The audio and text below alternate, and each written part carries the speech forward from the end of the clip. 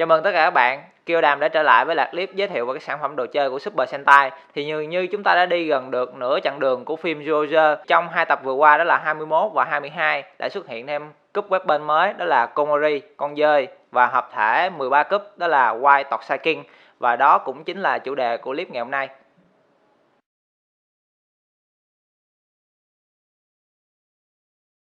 Thì dạng hình hộp thì cúp Komori vẫn không thay đổi là mấy, vẫn có biểu tượng là chấm than và kích thước vẫn tương đồng với các cúp còn lại.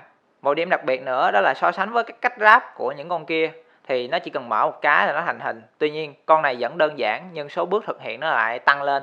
Tuy vậy nếu chúng ta so sánh về dạng Animal Mode của nó thì chú dơi này có thiết kế nhìn thiện cảm hơn những con kia, và với tông màu tối như thế này nó nhìn sắc nét và thực tế hơn. Khác với những khối hình hộp kia thì cái mẫu này nó có tính linh động hơn, có nghĩa là cái cánh nó có thể gập rất là linh hoạt và cũng có thể đứng tạo tư thế bay, rất là vui.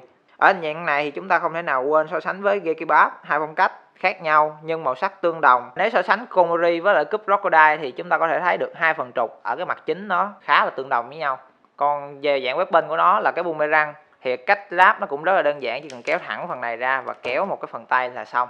Thì bây giờ chúng ta sẽ thử cho các mẫu robot cầm cái boomerang này lên. Thì trước tiên là mẫu Jokin, thì khi chúng ta gắn lên xong chúng ta chỉ cần đụng nhẹ một cái thôi là cái tay nó rớt. Với Duo thì tuy cánh tay vẫn to lớn nhưng mà cái trọng lượng nó vẫn chưa đủ để cho con này cầm. Thì quả nhiên là thiết kế dành cho Tokusai Duo cầm nên khi nó cầm lên rất là vừa tay. Tuy nhiên nếu như chúng ta cho mẫu Tokusai Duo này cầm hơn một món vũ khí thì có hiện tượng là con này sẽ bị chúi ra phía trước. Đó là khuyết điểm của cái phần bàn chân của nó. Nếu xét về phương diện là robot cầm vũ khí là cái boomerang trên tay thì chúng ta có ở đây là cái Gigantic Boomerang của Giga Phoenix. Ở đây thì chúng ta có mẫu Spinodio cũng cầm cái boomerang trên tay. Tuy tướng nó to nhưng nó cầm cái boomerang cái chút xíu. Con này thì tướng nó nhỏ nhưng mà cầm cây lại rất là to. Tokusai Duo thì hầu như là nó cân đối. Và sau khi chúng ta kết thúc cái phần cúp Komori thì bây giờ chúng ta sẽ chuyển qua hợp thể White Toxaking của nó. Thì thứ tự mình giới thiệu ở đây sẽ là theo thứ tự ráp luôn, có nghĩa là phần chân, phần vai, phần tay, hông, ngực và tổng thể. Thì ở dưới cùng của chúng ta là cúp 34, nó tạo cho mình cái cảm giác là con này không có bàn chân. Thì nó gợi cho mình cái cảm giác là những người đá khổng lồ, những titan ở trong game và hoạt hình nó hầu như không có bàn chân. Thì ở phần vai của chúng ta là hai cúp 2 và 5, nó tạo cảm giác giống như là hai bộ giáp của các chiến binh. Và cái nét góc cạnh của khối hộp này tạo nên cái nét mạnh mẽ và cứng cáp hơn của bộ giáp. Bên cạnh đó cái phần cánh tay mà vuông vức như thế này nó tạo cảm giác cho mình liên tưởng tới những game 8 bit hồi xưa, những nhân vật song đấu thường có cái thiết kế bàn tay nó vuông vuông giống vậy. Thì ở phần ngực của chúng ta chỉ duy nhất đó là một cúp số 1 nhô ra phía trước và vuông vức, tạo cảm giác mạnh mẽ và vững chãi hơn. Thì ở hai bên hông chân của con robot này thì nó có vũ khí thêm 4 cúp nữa, giống như là cái ống quần có sẵn những cái vũ khí dắt ở trên, luôn luôn sẵn sàng tư thế chiến đấu. Thì ở phần mặt của White Toxaking vẫn có những thiết kế hoa văn đậm nét tính hoang dã như phần khăn ở đây, có phần lông vũ của con chim ưng đại bàng đại diện cho sự kiêu hãnh của các chiến binh trong rừng rậm. Ngoài ra nữa, một phần làm nét dữ tợn của nó đó chính là các hoa văn vẽ trên mặt viền màu vàng ở đây, giống như là mặt của thổ dân. Và một cái khuyết điểm lớn ở cái phần đầu của nó khi lắp lên đó là nó chỉ có 2 chốt ở phía sau gài thôi, nên nó có cảm giác cái đầu nó biết gật. Tuy đã được hỗ trợ của 4 cúp vũ khí kia nhưng nó vẫn có một vũ khí riêng nữa, đó là cây Picking Saw này. Cái phần hợp thể lúc chúng ta ráp với con Jokin thì nó sẽ ráp dưới phần cánh tay dưới đây trở thành một cây chọt, hay nói đơn giản hơn đó là cây tông pha. Mặt khác ở phần bên tay trái thì chúng ta có cái phần súng của con Tinh Tinh đã được hỗ trợ lên là một khẩu đại pháo gắn kẹp tay. Nếu như chúng ta gặp lại như vậy thì mình mong rằng nếu như mà cái này có chi tiết trên phim thì hy vọng cái này sẽ được thành cái khiên. Nhìn chung thì cách ráp nó không quá khó, những chỉ dẫn đã có trên cúp số 9. Và bên cạnh đó thì con số 9 này nó giữ vai trò là trọng tâm của con robot. Cái hợp thể này đã giải thích cho chúng ta tại sao cái phần chân này nó không tách ra được, và bên cạnh đó cũng giống như là cái phần Picking Saw này tại sao luôn giữ khư nó để cho những con robot không tách chân ra được.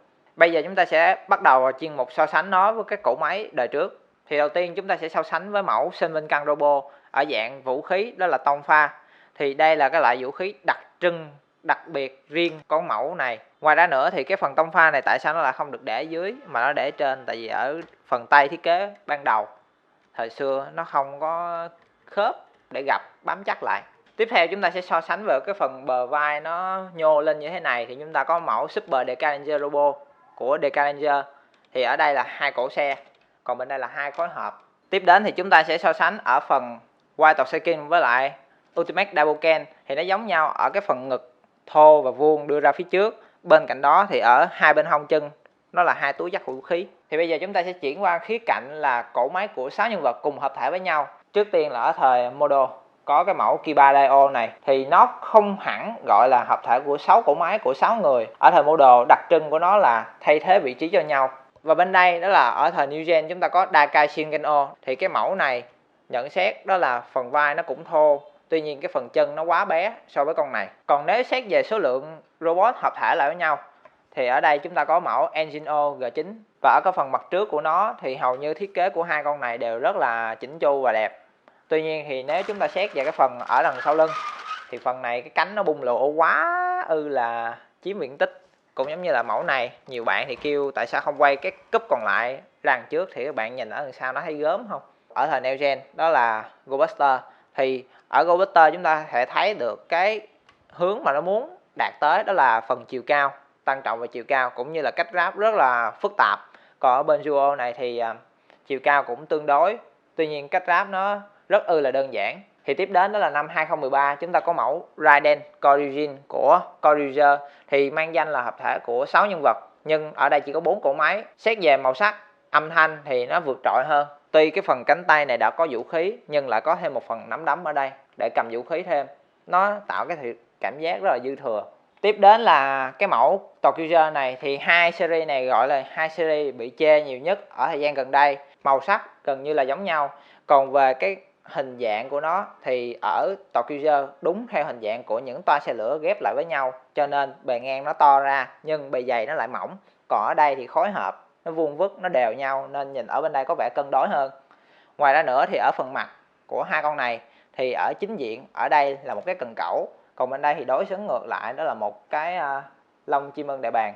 Và tiếp theo đó là mẫu hợp thể của năm vừa rồi, cái năm cũng bị gọi là chê trách rất là nhiều.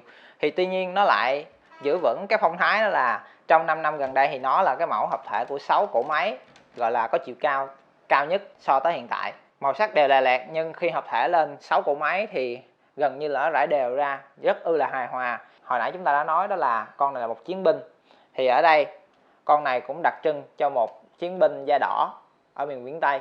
Thì ở hai mẫu này có cái điều thú vị ở hai cánh tay nữa là một ống tay to hơn cái nắm đấm hình cầu, còn ở đây là một nắm tay hình vuông. Một cái điểm cộng khác ở Duo này đó là những khối hợp này chúng ta có thể chơi được cái mặt trước của con số cũng như là cái mặt sau của các hình thù của các con thú. Tóm lại từ những năm gần đây trở về sau thì chúng ta thấy thiết kế của các mẫu robot gần như là màu sắc càng ngày càng sặc sỡ, cách ráp càng ngày càng đơn giản, thiết kế hình dạng nó càng ngày càng kỳ dị, bắt mắt trẻ em hơn. Và đó cũng là những gì mà nhóm muốn truyền tải các bạn trong cái clip giới thiệu và cái sản phẩm hôm nay. Xin chào và hẹn gặp lại các bạn trong các clip giới thiệu và các sản phẩm đồ chơi khác.